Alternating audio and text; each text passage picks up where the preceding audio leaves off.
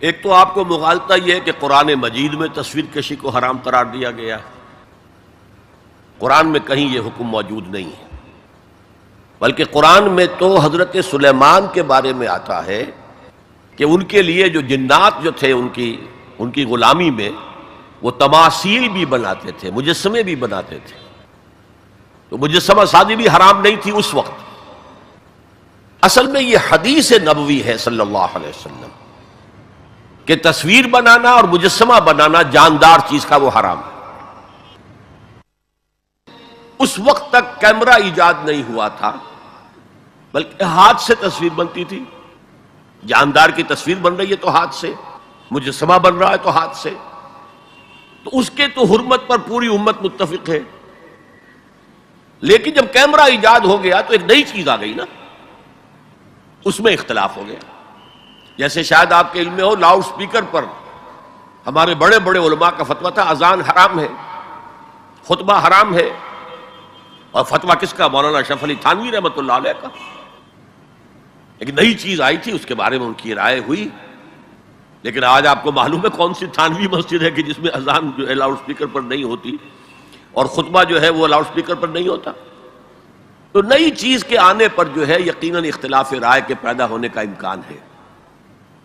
عالم عرب کے تمام علماء کا تقریباً اس پر اتفاق ہوا کہ چونکہ اس میں ہاتھ کا کوئی عمل نہیں ہے، یہ عکس ہے، یہ جائز ہے، علی الاطلاق جائز۔ اس سلسلے میں آپ کو ایک لطیفہ بھی سنا دیتا ہوں۔ پاکستان میں ایک علماء کی کانفرنس بھی ضیاء الحق صاحب نے کروائی تھی، پوری دنیا سے علماء آئے تھے، کراچی میں کانفرنس تھی۔ عبد الفتاح ابو غدہ رحمت اللہ علیہ بہت بڑے حنفی عالم تھے، عالم عرب کے حنفی عالم بہت بڑے، عبد الفتاح ابو غدہ۔ اور یہ اصل میں جو عثمانی حکومت تھی ترکوں کی خلافت والی، اس میں جو شیخ الاسلام تھے ان کے شاگرد رشید تھے۔ تو وہ ان سے ملنے کے لیے مولانا محمد یوسف بن نوری رحمت اللہ علیہ وہ گئے، تو ساتھ ہی دعوت دے آئے۔ وہ تو ہوٹل میں جا کر ملے، ساتھ ہی کہا کہ ہمارا وہ دارالعلوم ہے، وہ بھی آپ ذرا وزٹ کر لیجئے، دیکھ لیجئے۔ وقت مقرر ہو گیا۔ اب مولانا نے بھی اپنے کچھ لوگوں کو بلا لیا، جن میں ان کے داماد مولانا محمد تحسین، ان کے بڑے داماد، سب سے بڑی بیٹی ان کے گھر میں تھی، وہ بھی تھے۔ انہوں نے یہ واقعہ مجھے سنایا ہے، یعنی یہ نہ سمجھیے کہ یہ کہیں ادھر ادھر سے سنا ہوا بات ہے، ایک ایسا شخص بیان کر رہا ہے جو اس میں موجود تھا، اور جو مولانا بن نوری کا اتنا قریبی رشتہ دار تھا، ان کا داماد، کہ یہ اب انتظار کر رہے تھے کب آئیں، تو اطلاع ہوئی کہ آ رہے ہیں، آ گئے تو نکلے باہر ویلکم کرنے کے لیے، دیکھا کہ وہ ایک کیمرہ لٹکائے ہوئے چلے آ رہے ہیں۔ اب یہ انہوں نے محسوس کیا یہ اتنا بڑا عالم دین اور یہ کیمرہ، جیسے عام جو ہے لوگ لڑکے بالے لیے پھرتے ہیں کیمرہ، تو وہ اس طریقے سے وہ کیمرہ لیے پھر رہے ہیں۔ لیکن کیا کہیں، مہمان ہیں، کچھ کہہ نہیں سکتے۔ آ گئے، بیٹھ کر انہوں نے اپنا کیمرہ کھولا اور کہا ذرا ٹھیک ہو جائیے، سورہ اجتماعیہ، میں چاہتا ہوں ایک اجتماعی تصویر ہو جائے گروپ کی، سورہ اجتماعیہ۔ اس پر چیخ پڑے مولانا بن نوری، حرام حرام حرام، ہم نہیں کریں گے۔ انہوں نے کیمرہ تو بند کیا، لائیے دلیل، حرام ہونے کی دلیل کیا ہے؟ جو دلیل انہوں نے دی وہ کاٹ دی، جو دلیل دی وہ کاٹ دی، جو دلیل دی وہ کاٹ دی۔ آخر میں مولانا بن نوری کو کہنا پڑا کہ ٹھیک ہے یہ حرام نہیں ہے، لیکن یہ خلاف تقویٰ ہے۔ آپ نے کہا ٹھیک ہے، آپ اس پر قائم رہے، خلاف تقویٰ ہے، مجھے اس پر کوئی وہ نہیں ہے، لیکن یہ کہ آپ حرام کہیں گے تو مجھے دلیل دینی پڑے گی۔ آپ قرآن و سنت کی روح سے تصویر کشی حرام ہے، تو یہ آپ کے سامنے جو اتنے بڑے بڑے ویڈیو کیمرے گھوم رہے ہیں، یا ٹی وی پر آپ کی جو تصویر آ رہی ہے، آیا یہ صحیح ہے یا اچھا ہے؟ یہ سوال کر لیا۔ دیکھیے، کتاب و سنت کی روح سے جو چیز حرام ہے وہ ہاتھ سے تصویر بنانا ہے، کیمرہ تھا ہی نہیں۔ حضور کے زمانے میں ہاتھ سے تصویر بنتی تھی، ہاتھ سے بنائی جانے والی تصویر حرام مطلق ہے۔ اس سے پہلے وہ بھی حرام نہیں تھی، یہ بھی جان لیجئے۔ جیسے سجدہ تعظیمی جائز تھا، ایسے ہی حضرت سلیمان کے بارے میں آتا ہے، تماثیل، یہ بڑی بڑے تماثیل بناتے تھے لوگ، جنات جو تھے ان کے لیے۔ لیکن شریعت محمدی میں ہاتھ سے تصویر بنانا، جاندار کی نقشہ ہے آپ کھینچ رہے ہیں، کوئی فطری لینڈسکیپ ہے، کوئی حرج نہیں، جاندار کی تصویر بنانا حرام مطلق ہے۔ لیکن جب کیمرے کی ایجاد ہوئی تو اب یہ مسئلہ اجتہادی ہو گیا کہ آیا وہی حکم اس پر بھی ہوگا کہ نہیں ہوگا۔ عالم عرب کے علماء جو ہیں چوٹی کے، وہ اس کے قائل ہیں کہ اس پر اس حکم کا اطلاق نہیں ہوتا، ہاتھ سے بنانے والی تصویر پر ہوگا۔ البتہ انہوں نے کہا پسندیدہ یہ بھی نہیں ہے، ہاں تعلیم کے لیے اس کو استعمال کرنا جائز ہے۔ ہمارے ہاں کے علماء کی اکثریت اس کی قائل ہے کہ اس کے اوپر بھی وہی حکم ہوگا کہ یہ حرام ہے۔ وہ بھی کہتے ہیں کہ کسی معاشرتی ضرورت کے لیے جائز ہے، پاسپورٹ کے لیے جائز ہے، مجرموں کی شناخت کے لیے جائز ہے، میڈیکل ایجوکیشن کے لیے جائز ہے، وہ اس کو جائز کہتے ہیں۔ اس حوالے سے بہت سے علماء ہیں جن کے فوٹو بھی اخبارات میں چھپتے ہیں، جن کی جو بھی ہوتی ہیں مجالس شورا، اس کے بھی اجتماعات جو ہیں ان کے فوٹو آتے ہیں۔ تو عمل بہت سے حضرات کا مختلف ہے، لیکن ہم عمل کی بات نہیں کر رہے۔ ان کی رائے یہ ہے کہ حرام ہے، البتہ کسی معاشرتی ضرورت کے لیے جائز ہے۔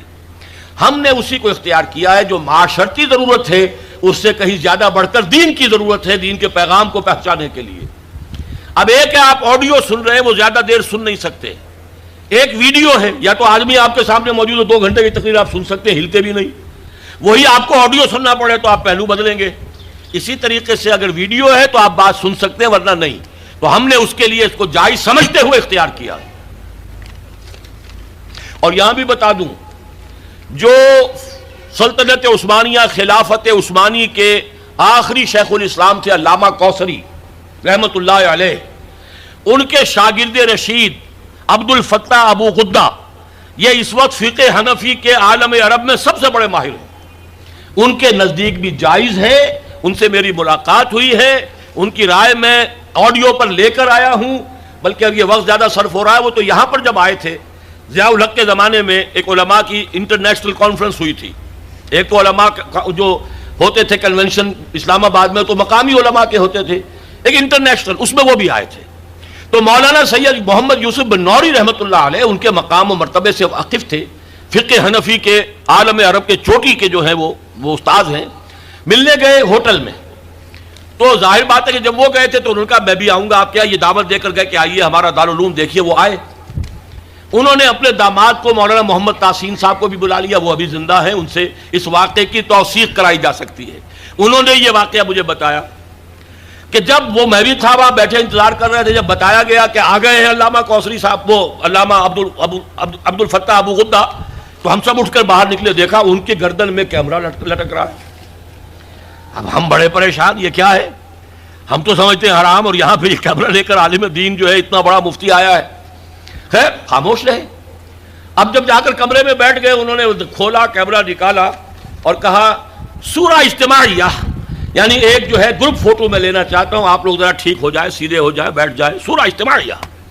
اب مولانا بن نوری صاحب جو ہے خاموش نہیں رہ سکے، نہیں حرام، ہمارے نزدیک حرام، ہمارے نزدیک حرام۔ انہوں نے کیمرہ تو بند کیا، پوچھا دلیل کیا ہے حرمت کی؟ جو دلیل لائے انہوں نے کاٹ دی۔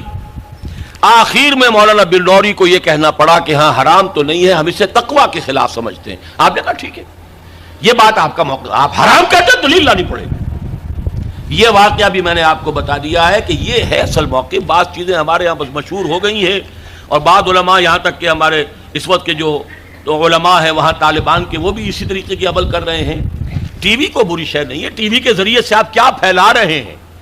ہمارا یہ تھا کہ ایک زمانے میں تو یہ رائے تھی کہ لاؤڈ اسپیکر اذان بھی حرام ہے، نماز کی امامت بھی حرام ہے۔ اب ایک امام کر رہا ہے، 2 لاکھ آدمی پیچھے تبلیغی اجتماع میں، کچھ پتہ ہی نہیں چلتا وہ امام نے کب اللہ اکبر کہا۔ امام سجدے میں پڑا ہوا ہے، پوری جماعت کھڑی ہوئی ہے، امام کھڑا ہو گیا، پوری جماعت گری ہوئی ہے سجدے میں، یہ دادا گر گئے سجدے میں جب وقت قیام آیا۔ یہ اللہ کے بندو، آخر وہاں بجلی بھی جلاتے ہو کہ نہیں جلاتے؟ وہاں پر جو ہے لالٹینیں جلایا کرو، پھر بجلی کا کیا تمہیں حق پہنچتا ہے؟ لیکن یہ چیزیں ہوتی ہیں، اس میں ضرورت ہے کہ اپنی نگاہ کو وسعت دی جائے۔ لاؤڈ سپیکر میں کوئی خرابی نہیں ہے، اس کے ذریعے سے اذان دیجئے تو یہ اچھا ہے، اس کے ذریعے گانے نشر کریں گے برا ہے۔ ٹیلی ویژن کے ذریعے سے دین کی تعلیم کی جائے وہ اچھی ہے۔ اگر کچھ اور فحاشی کریں گے جیسے پاکستان ٹیلی ویژن کر رہا ہے یا جو CNN وغیرہ کرتے تو وہ برا ہے۔